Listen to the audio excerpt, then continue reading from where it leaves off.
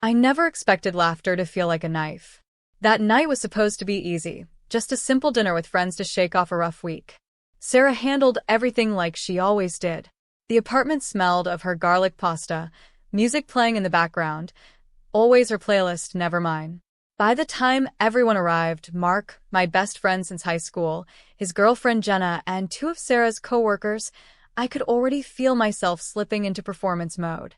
Things between Sarah and me had been off for months, maybe longer. She drifted somewhere emotionally distant. Even when she was inches away from me, she felt unreachable. Whenever I tried to address it, she'd laugh it off. "You're just overthinking, Ethan," she'd say. And I'd choose to believe her, because accepting the truth would have hurt more. Dinner was loud, full of light, full of noise, but none of it warmed me anymore. Mark threw his usual ridiculous jokes across the table, and Sarah laughed harder than she needed to. Once that sound meant everything to me. That night, it was a blade twisting in my stomach. After enough wine to loosen judgment, someone suggested a grown-up version of Truth or Dare, the kind of game that is only funny until it turns cruel. When Sarah's turn came, Jenna smirked. "If you had to cheat on Ethan with one guy here, who would it be?" Everyone burst into laughter before the sentence even finished. Sarah didn't blink. She pointed at Mark. "Easy, Mark. He's already halfway there." More laughter. Endless laughter. Like it was the joke of the century. Mark went bright red and looked at his glass. Sarah leaned back satisfied, swirling her wine as if she hadn't just humiliated me in front of a room of people. I forced a smile. Someone patted me on the shoulder. "Relax, man. It's just a joke." But something inside me cracked, quiet, clean, final. It wasn't jealousy. It was the realization she didn't see me as someone to respect. Just material for entertainment. The night dragged on. More laughter. More drinks. I was quiet, but I noticed everything. The way her fingers grazed Mark's arm, and how he didn't pull away. How everyone pretended not to see. After they all left, Sarah stayed in the kitchen humming.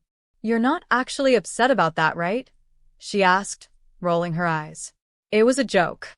"You're so dramatic." I didn't argue. I just cleaned the table slowly while she strutted off to bed. That night, I lay beside her staring at the ceiling. Her breathing was calm. Mine wasn't. Years of carrying the weight of loyalty, compromise, effort, all of it suddenly felt wasted. By morning, I wasn't angry. I was simply done. At work, I called Mark. Casual voice. Easy tone. "Grab a drink tonight?" He said yes instantly. We laughed about old memories, high school, football, dumb teenage mistakes. 3 drinks in, I asked, "Did you actually mean what Sarah said last night?"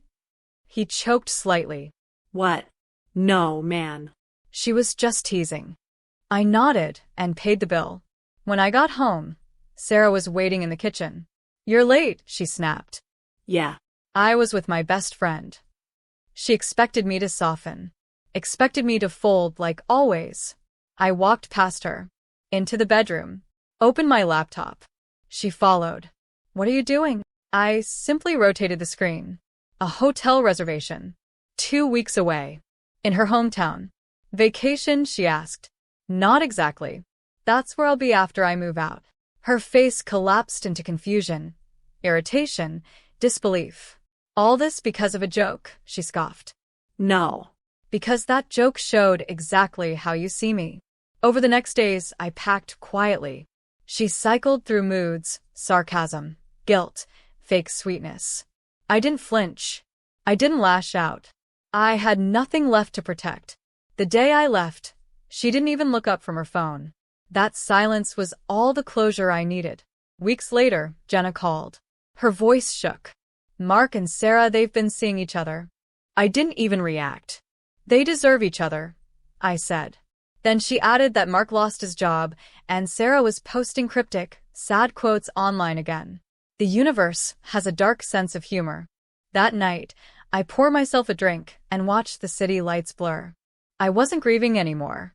I was grateful to be free. A while later, Sarah texted me, "Do you ever think about us?"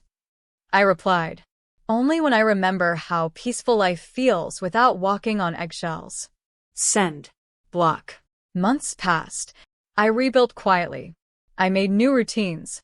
I reconnected with real friends. Life became smaller and lighter.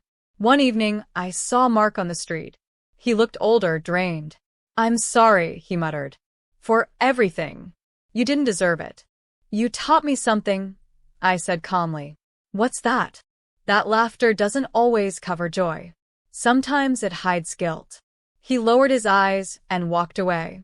And I realized the whole world kept moving around me, and I wasn't drowning in it anymore. People think revenge is payback. They're wrong. Real revenge is walking away without needing to prove anything. Sarah made a joke about betraying me. Everyone laughed. But the punchline arrived later, when I stopped participating. Because the most powerful response isn't rage. It's silence.